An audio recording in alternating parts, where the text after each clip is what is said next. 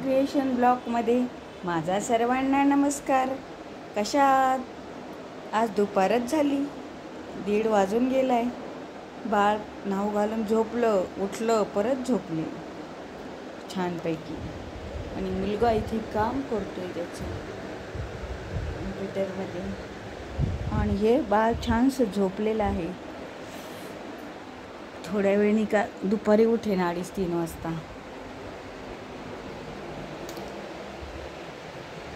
बाळाची रूम.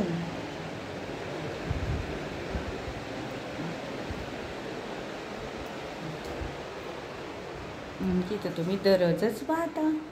सुंदरशी गादी, खाली दिवाण, वर दिलाय दिवाण मुलांना.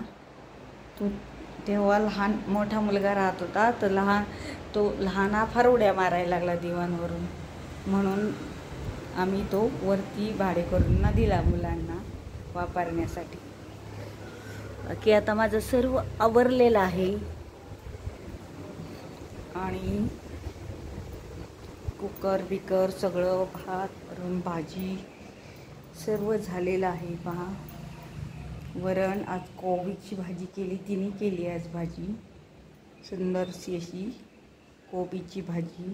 पोट्यावर तवा तसाची अजून. आताच मी पोळ्या गरम केल्या आणि जेवण केलं. गरम पोळी लागते मला, गरम केली तूप लावून थोडीशी, तेवढंच फॅट. आणि मला थायरॉइड झाले सांगितले, त्याच्यामुळे आत्ताच 2 दिवस झाले गोळ्या चालू केल्या त्यांनी, मॅडमनी त्या. आता काय माहिती कधी फरक पडेल. थोडं थोडं दुखतच राहतं, पण त्याच्यात मन रमवण्यापेक्षा काहीतरी करणं गरजेचं आहे, हो की नाही? ते दुखणे करून अजूनच वाढतं. आणि आमच्या यांच्या पण डोळे लाल होतात, काहीतरी इन्फेक्शन झालं वाटतं. मग ते पण डॉक्टरकडे गेलेत. काय माहिती डॉक्टर काय सांगतात. पण गर्दी आहे, 1:30ला नंबर लागेल म्हणे, तर ते पण दवाखान्यात गेले. आणि